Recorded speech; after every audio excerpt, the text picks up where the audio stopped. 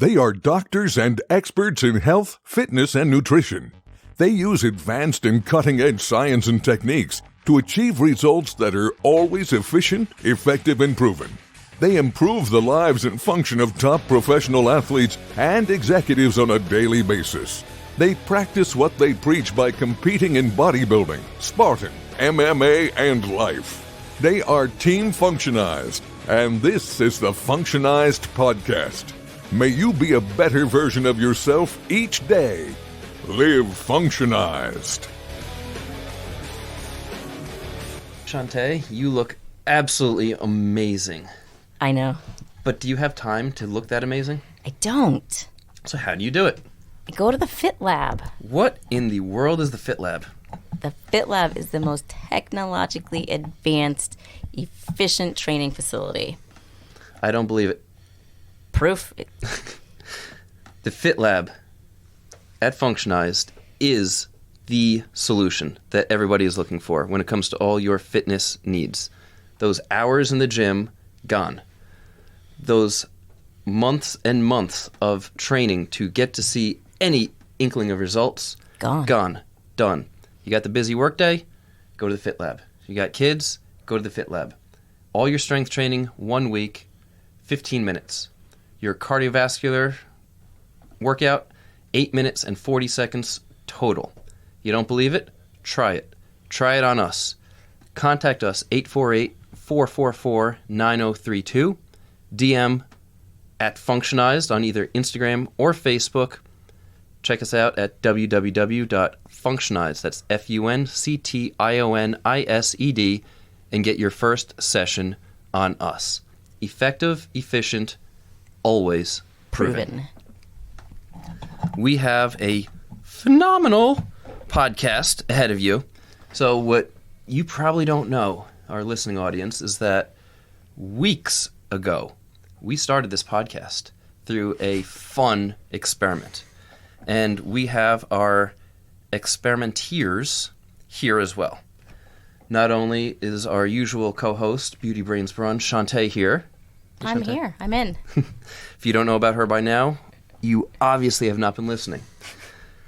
With us today, we have Dr. Adam Dombrowski. And Dr. Adam, he actually chose the route of holistic medicine after recognizing the shortcomings of conventional medicine. Particularly, saw his father debilitated by chronic disease after the NYC 9/11 disaster. Dr. Adams is a strong believer that achieving optimal health through the use of holistic therapies allows us to not only treat acute and chronic disease, but also help you to feel less stuck and instead more free to live the best version of your life. He knows that health is mostly determined by lifestyle and the body's ability to heal itself. So he exclusively uses natural therapies to treat a variety of conditions that fall under the umbrella terms of naturopathic medicine, lifestyle medicine, and acupuncture. And with Dr. Adam today is also Dr. Krista. As a teenager, Dr. Krista was diagnosed with a chronic hormonal condition. After experiencing way too many side effects from unsatisfactory conventional treatments, she turned to natural medicine. She found both naturopathy and Ayurveda to be comprehensive medical systems that address the mind, body, and spirit. Using these systems, she aids both your acute and chronic conditions using nutrition, botanical medicine, homeopathy, hydrotherapy, nutraceuticals, Ayurveda, yoga, meditation, movement, art, and much more. Everything but a pill. Thank you for having us. Thank We're you so excited. much for being here. Thrilled to get this second half of our experiment done. Yeah. So I'm sure a lot of individuals right now are wondering, what is this experiment? So let's tell them. A few weeks ago, Dr. Adam, Chantea, myself, and in spirit, Dr. Krista, all got together and combined acupuncture and put it into me. And I was also hooked up to biofeedback heart rate variability that was being monitored by Chantea in real time. Yes. It had some awesome and amazing results. And we're going to tell you about those results in a few. But, so just to get a little bit more background on you two, Dr. Krista, tell us a little bit more about you. like, other than your biography, which is amazing, tell us a little bit more about, how you even got to that point in the first place. Yeah, so I would say that I grew up kind of in a community of folks who were interested in alternative medicine and the environment and that kind of thing. My mom is actually an alternative medicine practitioner. And I went away to college with this big box of natural remedies. And when people would get sick in school, I would say, here, try this, try that. And Was this an undergrad? Undergrad, yep. And I realized that I really liked that, and people were getting better. And I was like, this is great, helping people this way find a way to heal themselves without having to go pharmaceutical route, which is necessary sometimes, but not all the time. Mm-hmm. And at the time, I had been diagnosed with this condition, and I was put on a bunch of pharmaceuticals, and I experienced a lot of side effects that I was not so happy with. And so I decided to go cold turkey, which I would not recommend, off all of the pharmaceuticals, and went a more natural route. And it took me a bit to figure that out. But at the same time, I went to naturopathic medical school because I knew that was the best place for me to learn how to use these natural remedies. And so I figured that all out. And at the same time, I met Dr. Adam here, who does acupuncture as well as naturopathic medicine. And we were like, this is great. Let's team up. Let's start a practice when we graduate. And that's what we did. What would you recommend for Christian's hair right now? Ooh. I'm throwing you under the bus, I know. Yeah. What the hell? We love it, Kristen. Sure you do. I would say that Just bring you in. naturopathic medicine loves castor oil. That's always a good go-to. So you could try a little castor oil in your hair. You can use it other places too, but castor oil is amazing. How about you, Dr. Adam? What would I recommend for his hair? Would you stick needles in there and? Yeah, maybe a few points for You're that. out of time. And that's it, folks. No.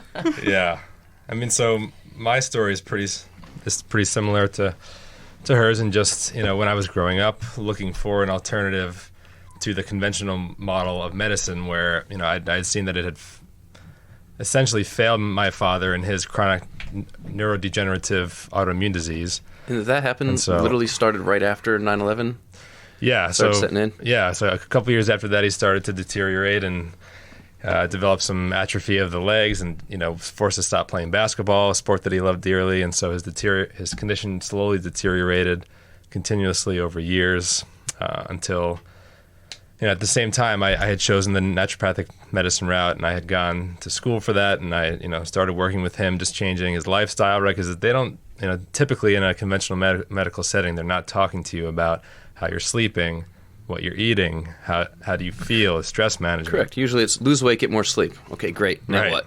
Right. Exactly. So I started working with him more in that sort of way, and his condition had started to stabilize and slowly improve, at least to the point that he could get back on a bike. Maybe not playing basketball still, but it's a long-term project. But one of the key turning point moments in my life was discovering naturopathic holistic medicine, the immense world of holistic medicine, and turning that into a career. And here we are. Nice. Yeah.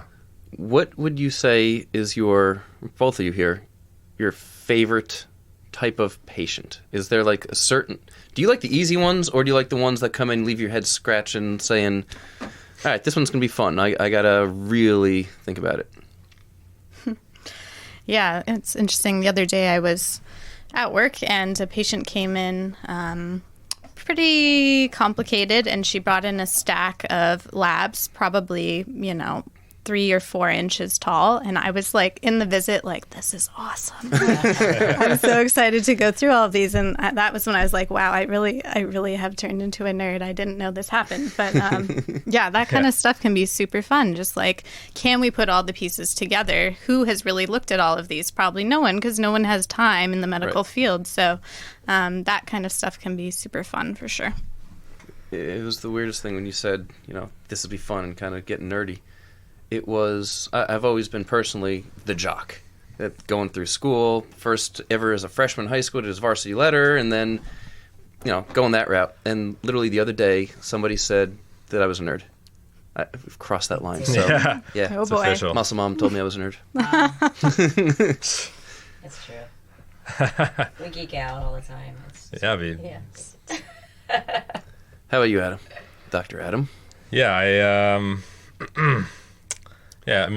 very quite often people are coming to us after they've tried going to their medical doctor, and sometimes several, a handful of doctors getting passed around from specialist to specialist, and then they come to us, right? Because we're sort of the in Last a lot resort. of cases, like a last resort, plan B, plan C, D, E, and so we end up getting a lot of those patients that don't get answers anywhere else, and so they end up coming into our office. And there are some cases that are so extraordinarily complex, coming in with multiple diagnoses and comorbidities that just it's impossible to start to hit to make significant progress quickly. And so it humbles you a lot to just really see the immense challenge that lays in front of you like that, and then just need to take a step back and figure out where you and this patient can together start chipping away and make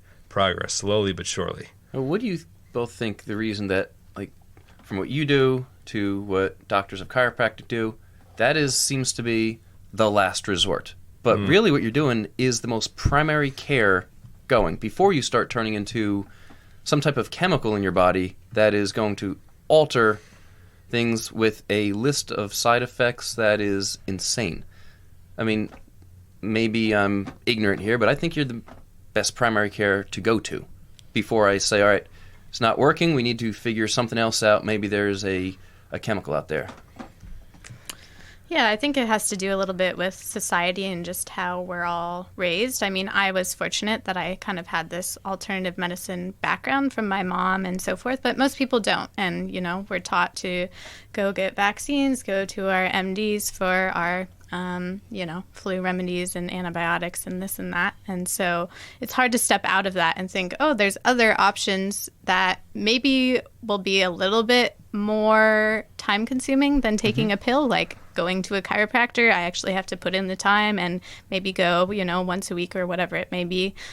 Pills just seem easier for people, and people are so busy these days. They're home and they're on a nightstand, and my 2020 thing, eliminating that word from my dictionary altogether. Busy. I'm so busy. What are you busy doing? That's a good feat, yeah. You busy doing stuff that's making you healthy, unhealthy? Is it making you money? Is it not making you money? You're spending more time with the family. You're not spending more time with the family. That B word gets in the way. Yeah. Go ahead, digress for me, though. That was my tangent for the moment. No, yeah, I think that's good. Learning to be productive as opposed to busy, using that time. But when you make that change, then you can commit more to your health, as you're saying, and kind of do preventative medicine, which is what we're trying to teach people, so that you don't get to the point that you have to take those pills later on. So that's always our goal.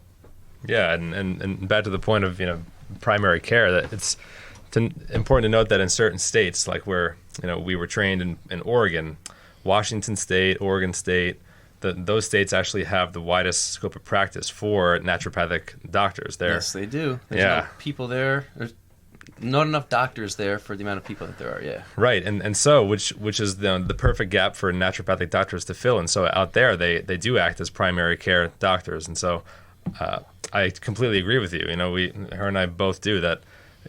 Naturopathic doctors would be a phenomenal fit for a primary care role, right? Because they're the first contact that when patients have an issue, they go to their primary care doctor. And I think it's so powerful for their primary care doctor to have have a huge tool bag, rather than just the ability to write prescriptions and make referrals. To more than that, to actually work with their the what we call as naturopaths the foundations of health. So number 1, nutrition; 2, sleep; 3, exercise and movement. There are many more, but just exercising that foundation, and then trying other more natural, holistic things that are more gentle on the body, that don't have as many side effects. Trying those things first. I think you said the one word there that scares people away. What's holistic.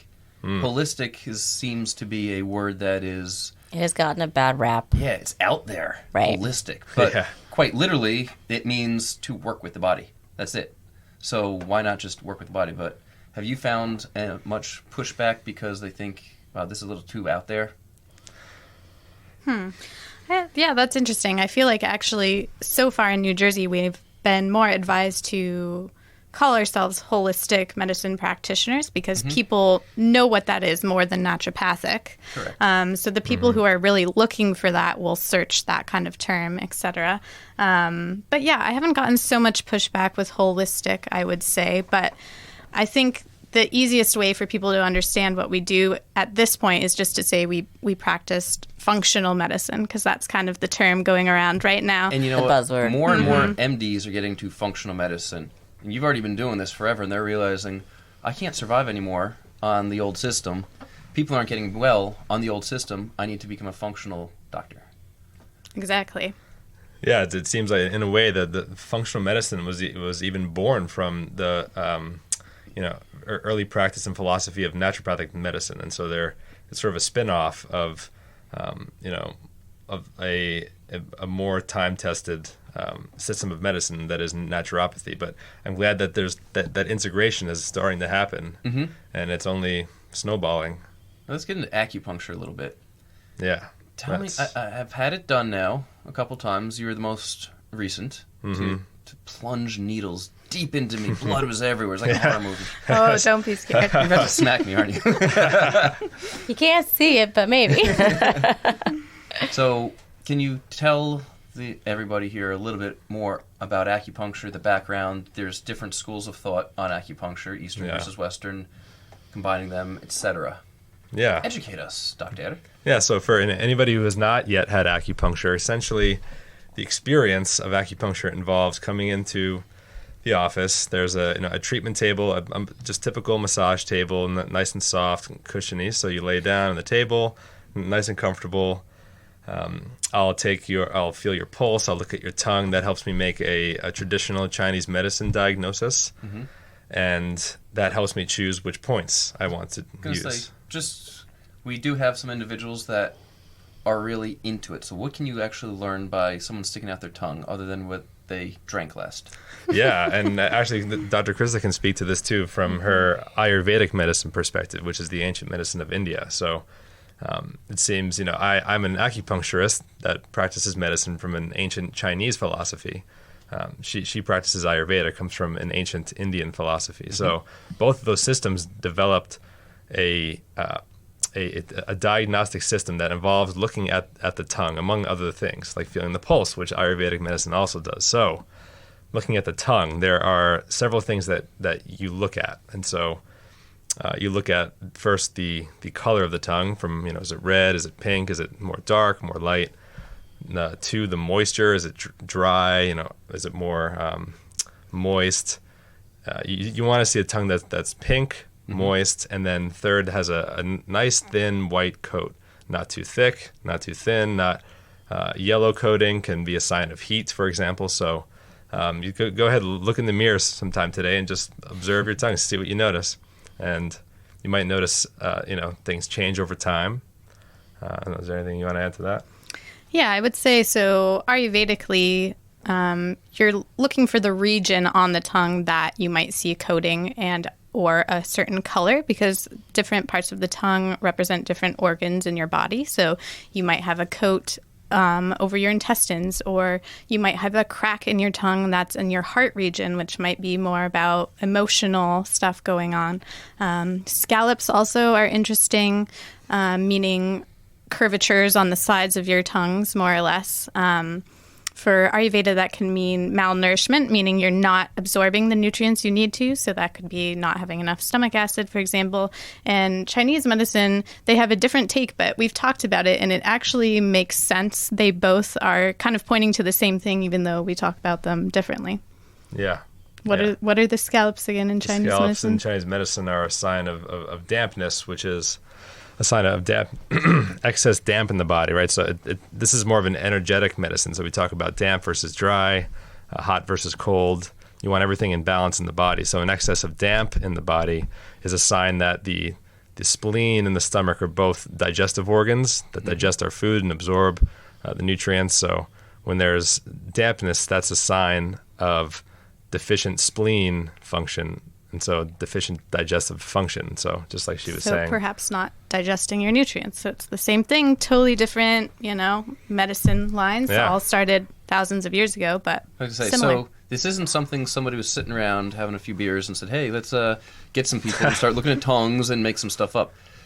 Centuries this has been around. And exactly. so there is a lot of evidence behind this, yes? Mm-hmm. Yeah, and across Yep. thousands of miles, right, from India to China, and however many thousands of people and generations of people that developed these therapies and just saw patterns. It's all based off of patterns, right? Mm-hmm. Like they just collectively saw so many tongues and felt so many different pulses that they were able to develop a system of both diagnosis and just a whole different view on how the body works.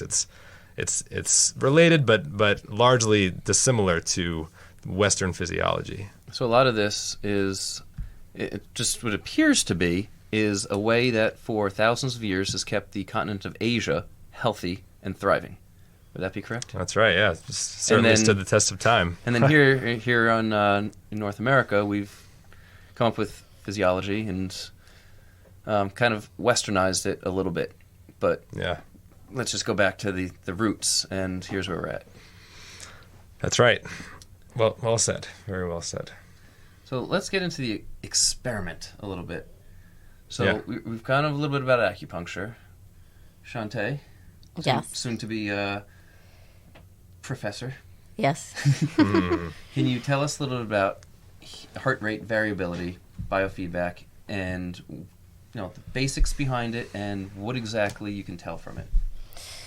So with heart rate variability, it is not necessarily, it's not your heart rate. And that is one of the major misconceptions when we talk about heart rate variability. That is simply measuring the time between heartbeats and how your autonomic nervous system functions. And if you're not sure what that is, you have your fight and flight. So when you're stressed, when you have an activity, when you're stuck in traffic, when somebody gets hurt, you want to flee or you want to fight. That is your sympathetic nervous system. The other side of that is your parasympathetic nervous system, which in terms is the rest and digest.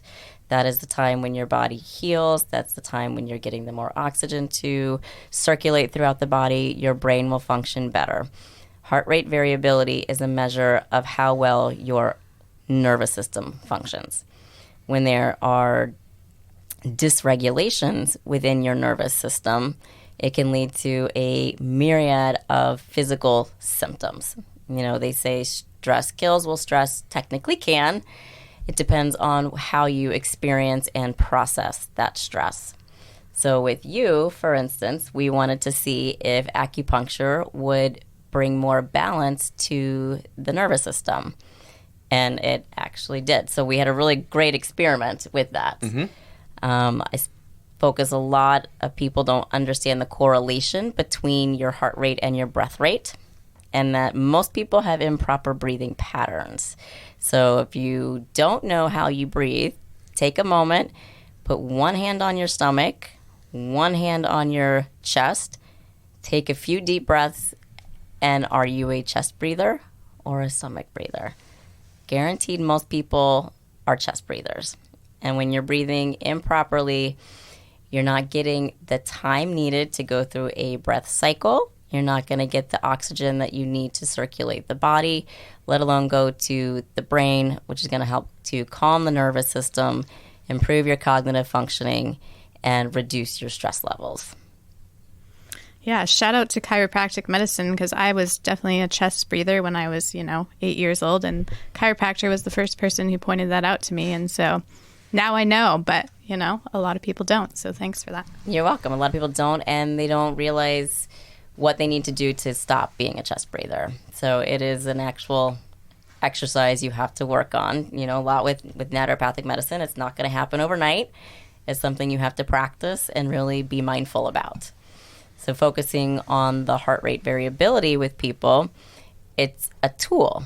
It's a psychophysiological modality. It's a tool that helps you learn more self-regulation so that you can avoid those stressful situations and the way that you experience all of the negative side effects with the stress. It's actually interesting you say that. Years ago, when I was in high school, I was reading Runner's World very regularly because, well, I was running cross country, and I actually somehow enjoyed running back in the day a lot. And it literally taught all the readers to breathe out of your chest. And learning years later, the reason my upper traps are painful to the touch, scalenes are painful, all these accessory muscles of breathing were the ones being overtaxed and overburdened. The same way as we rise our shoulders up when we're stressed in the meanwhile. There's a book by Swami Rama. I don't know if you've seen that one. It literally talks about stomach breathing, belly breathing, and literally goes through so many different exercises all the way to the point of increasing the weight on your belly to help improve your diaphragmatic function. I do have people put books or magazines or a pack of sugar, on there just to learn and build up the muscles and the diaphragm and get things flowing the way that they should. Cool. So when we started the experiment, I was pretty jacked up. Yeah. ICD-10 code is jacked the fudge up. Fill that one out, see what happens. And then you, Dr. Adam, you were hitting some spots that were pretty tender too. I mean, we were doing a little bit of fascial manipulation, it seems, going along with that.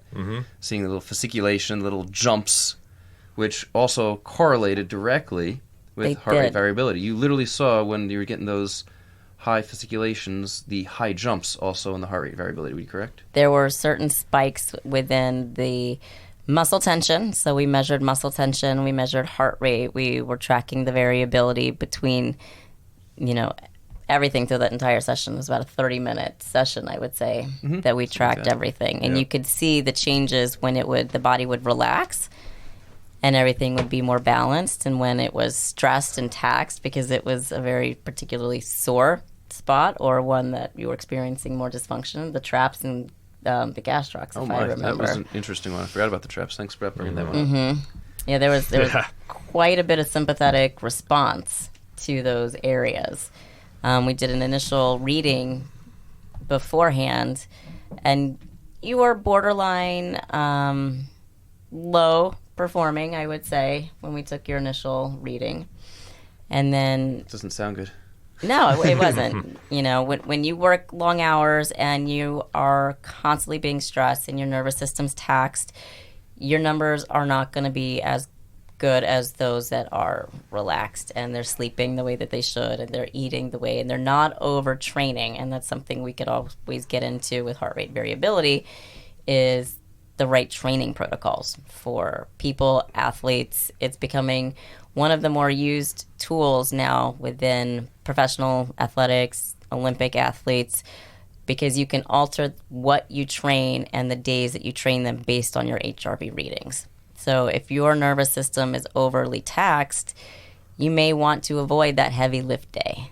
You may want to do more mindful movements, more slow cardio, more stretching until that you have the proper energy reserves to go hit it heavy in the gym, or in our case, in the Fit Lab. Using a Dynavision would be a good day for that with some hand-eye training. Yep, absolutely. But it was amazing to see the body's changes and responses going through the whole session of acupuncture. And Dr. Adam was great about observing and moving and manipulating, the needles where they needed to be to help relieve that dysfunction. So that was just a really cool thing to see. Do you recall what you were actually looking for and hitting certain patterns for any reasons? Yeah, so there's sort of two ways that I choose which points to treat when I'm doing acupuncture. And one way is the more traditional way. It's using the tongue and the pulse. I create a diagnosis in my head, something like spleen qi deficiency, like we talked about earlier. And there are certain points on the body for that. One around the ankle, others around the elbow. But there's another way to choose points to treat, and that's sort of a more Western physiological view. It's called trigger point needling, and so that's more focused on. It's almost fits into the category of like soft tissue mobilization, where I'm looking for those tight, really tender points where muscle tissue is knotted up and there are tight bands in muscle. And so I can feel this as I use my hands to palpate on, very, very commonly, say in the traps, like with yourself, right? Those are, one of the most common muscles that people hold tension. And so I find that, those bands where I find the most tension, and then I insert a needle at that point. Once the needle is in, I manipulate the needle, which just means moving it up, down, around, just trying to really stimulate that that tight tender point to eventually release. And so, in that process of releasing, a point might, a patient might feel some sensation of pressure or tingling or even a little bit of an ache. Those are all good signs. And sometimes, like you were saying, Jim, that you can get a fasciculation of the muscle where the muscle will actually jump. Mm-hmm. And so maybe you can describe what that felt like, both to have needles inserted, because I think people are curious about that, and then to experience the fasciculation. Most of the needles you don't even feel. Literally, you feel nothing. However, on those certain areas where perhaps my chi is blocked, where there is dysfunction, especially fascial dysfunction, I felt it. It almost felt like a little tapping, like if you took your finger and just were tapping into it.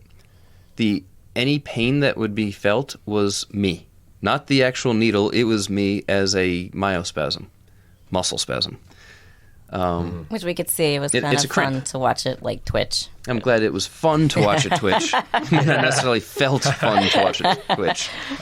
I was sweating at certain points pretty profusely, I gotta say. Your skin conductance levels were quite elevated through, and that was something else we were tracking, was the skin conductance levels, because your sweat response. So if you're not sure what skin conductance, it's the sweat response, which is associated when you have higher stress levels. Typically, you have a higher sweat response, and that you definitely had spikes in. In an ideal world, we're all financially free. We're living on an island of our choice with only the people that we like. We have every type of food we want or could imagine literally already in the house, so we don't have to go anywhere. That is the perfect world. You never hunted. It just is. But in the real world, I've got 3 kids. Working 14 hours to 18 hours every single day, 7 days a week. I train hard. I enjoy it. And typically there's goals for doing that training hard. So my system is personally taxed. I'm fortunate enough that I do my blood labs and I know that I'm not just guessing at what I eat. So at least the nutrition aspect is covered. Doesn't mean that the autonomic function is covered. My brain is covered. How many times have I had to be talked off a ledge? A few times a day. By just a couple. By the boss over here. With that being said, where was I going with this? Oh, I know where I was going with this. Spasms? I don't know. Yeah. In what is experienced by myself would be typical with a lot of other individuals, because I don't know anybody that doesn't have a high-stress life. And even looking at our 4-year-old, she has a high-stress life. She doesn't know any better. So having to be at school at a certain time, pay attention at a certain time, make sure her artwork looks good. That little person took my mushrooms, elephants, whatever. Whatever it may be. I was trying to say marshmallow and mushrooms. I was thinking pizza, which would be amazing, and I haven't had that in like years.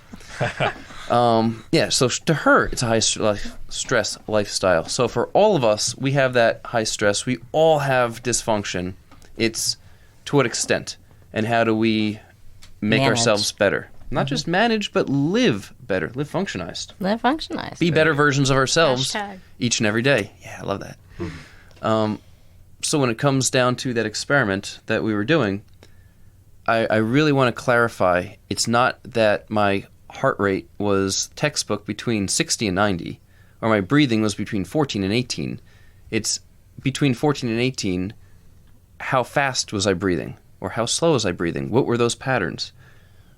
When my heart beats, the entire cycle of a heartbeat that you see on a EKG or ECG, depending on where you're from. how regular or irregular in the patterning is that? That's where it gets technical. That's where it gets more advanced, and that's where we're really honing in talking about here. What I went through is something that everybody can go through. Everybody can actually see the actual changes that are going on. And it really is more of a primary care. Caring for yourself. Taking that extra step to be that better version of you. Am I off? Am I wrong about this? No, not at all. The biofeedback aspect, it provides immediate information to how your body's functioning. You know, when we can throw darts at a dartboard with nutrition, right? You can take that, guess, well, let me do this elimination. Well, maybe you're eliminating something that you don't need to. Maybe you're eating the other things that you should be, you know? And the same thing with the body. You can take a guess at what might make your stress levels better or how you may function, but when you can actually see it on a screen in real time and know this is how my body responds to X, Y, and Z, now we can train how to respond better so that those don't continue to deteriorate your lifestyle. Yeah, I think it's important to have that feedback because, like we were talking about earlier, people are so busy they don't want to prioritize, let's say, a half hour, an hour acupuncture to relax, self-care. But if they see that feedback and they're like, wow, Right. this really helps me, then it becomes more of a priority. Hey, you know what I find so ironic? Of all the individuals I know, those that are struggling in life, in all aspects, from finances to family to career, are the ones that have no time. It's those that have 7, 8, 9, even billionaires that I'm fortunate enough to know. They're the ones that make the time. Mm-hmm. And they actually accomplish that and put it as part of the day to get done. They get up and they'll do some PMF training. They'll do some heart rate variability training. They'll do their yoga. They will eat the right things. And the ironic part is when talking to everybody that does that, they did always do that. It's not like, oh, I all of a sudden got some money, so now I can afford the time to do this. Mm. No, they got to those points by doing that. They have more enriching lives with their family. They enjoy their careers more because they started that when they didn't have 2 pennies to rub together.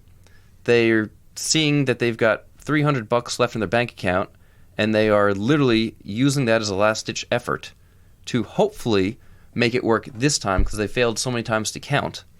Their water was brown. I mean, these are all examples that I'm literally thinking of people that told me about that as they grew in all aspects of life, and they did all these things that we're talking about each and every day and continue because they say it's part of their success and how they got there. Wow. So no, it's very true because when you can dedicate the time and invest in yourself, because you're the only person that can get you from point A to point B at the end of the day. It's all about self-care. It's all about prioritizing your lifestyle to be able to better serve the population around you. You know, I equate a lot of the example they give in the airplanes. You know, you have to put your mask on yourself before you put your mask on anybody else. Mm-hmm. You know, if you aren't functioning at 100%, you're not going to function at 100% in business, as a mom, as a husband, you know, as a parent of anything. It's just not going to happen. So the services, the care that you guys provide allows the people to function at 100% so that now everything else that they're doing is getting 100%.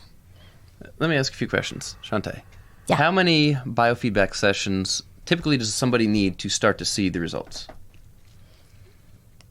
Research journal-wise. Research journal-wise, because I say a lot of mine will actually sleep better after one session, which is a huge thing. Which is true. Most people within 10 to 12 sessions can start to get the hang of regulating on their own. You know, come in for additional sessions and boosters and things, but 10 to 12 is the research journal number. And a lot of times I've seen, 30 at times is where people need to. Is that correct?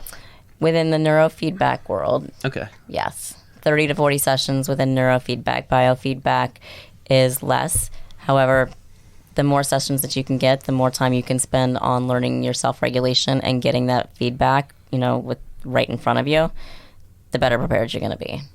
And if you were to eat peas where you get calcium, and let me ask the other doctors here, would one pea be enough to get the calcium that you need, or should you eat like a whole bunch of them? Probably depends on your levels, but I'd say more than one would be good. Yeah. And Dr. Adam, is one single solitary acupuncture session what is necessary for total relief, total resolution, or should you probably have a few of them? Yeah, in 90% of cases, especially for chronic disease, or 100% of chronic disease cases, you need more than one session. And some acute, short-term muscle tension or injury-related things, one session can make a big difference. But in most chronic disease cases, you need much more than one session. So it kind of seems to me this is more of a lifestyle. If you want to see positive results, I got to say it's boring because you got to do the same things again and again and again. And if you do them right, kind of like everything we're talking about here, you have amazing results. You're a different person in the right way. I don't think a lot of people realizing they're living a boring life already, but they're doing improper things for their body and their ultimate goals. The majority of individuals, not everybody. There are some people that are on it, and there's a bunch of people that are on it in certain areas that they're working on other things. They just need to take those things from the things that are working and apply to things that are not. But would everyone kind of agree here that you got to do things more than once? Absolutely. Yeah, that's a hashtag for Ayurveda for sure, because they're all about routine. So eating at the same time every day, going to bed at the same time, making sure you get movement every day, all of that helps your body regulate because we have all of these natural cycles, right? And we kind of want to work with nature that way as well. So if you're eating at the same time every day, then your body knows, at this time per day, I secrete my digestive enzymes, and then it's easier to digest. So definitely routine is helpful, especially in this world where we're so scattered and running around doing a million things. We really need that grounding time to just be like, this is the time that I do X. If something works, go with it. Stop going back. This is becoming a big pet peeve if no one knows. And this morning's running topic was, as you age, how many more pet peeves you start to get. So for your hair, make sure you use a lot of castor oil, right, Dr. Adam? That's right. Lather, rinse, and repeat. With that, if you've enjoyed, it's a nice functionized gear, Christian. Yeah. With that, if you've enjoyed this podcast, take that time to leave the 5-star review. Those extra 5-star reviews really actually help. They bring us up even higher in the ratings, and those ratings are good. Get what we're saying out to more and more people. When you're out with your friends, grab their phone, subscribe for them to the Functionize podcast on any podcast player, such as the one that you are listening to this now.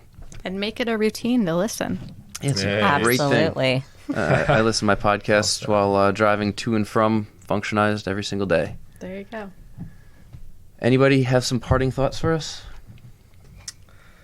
I just want to finish on saying that just where, related to what we were all just talking about, this idea of taking responsibility for your health, that if you want to gain maximum leverage on your health in achieving this vision, which a lot of people have a vision of what you want your health to look like and your life to look like, just like you were saying, Jim and Chantea, it's taking these little actions every day and believing that it can and will influence your health for the better, and find some guidance if you need. Work with a trained professional, or start doing reading of your own, and just empower yourself, because that's where leaps and bounds of progress will be made, is when you start to learn in your own life experience how making these pretty simple and straightforward lifestyle changes with consistency, how far that will take you in creating that life that you want to be living. Absolutely. And you said the big word, trained professional.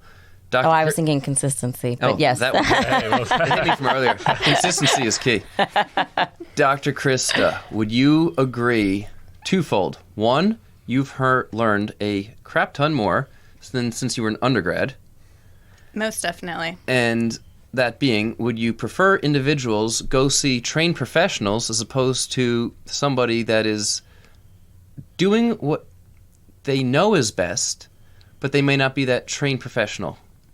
Yeah, of course, a trained professional has a lot more years experience and knows that every person is unique. I think sometimes when we have less trained professionals, they do what works for them, which can be super helpful, but it's not necessarily what works for everyone. So just having that knowledge is super helpful, and I definitely encourage you all to seek out someone who can help you. So stop listening to your buddy next door who's a plumber on your health and wellness and fitness. And get your pills from a trained professional, not your buddy in the dorm. Yeah, good point. And make sure you visit www.functionized.com. Check us out on all the social media.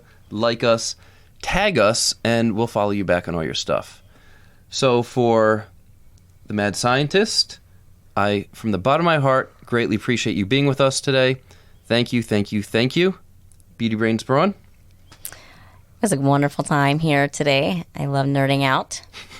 So we'll be posting the photos we took during the session so you can actually see it in action, look at the numbers for yourselves, and know that acupuncture is a great source for self-healing and continued balance in life. So with that, I'm out. Dr. Krista? Yeah, thanks for having us so much. And if anyone's interested in naturopathic medicine in New Jersey, feel free to look at our website, which is naturemedicineclinic.com. Dr. Adam? Yep, that's all. Thank you, everybody. That was a lot of fun. And this Mad Scientist, I am out.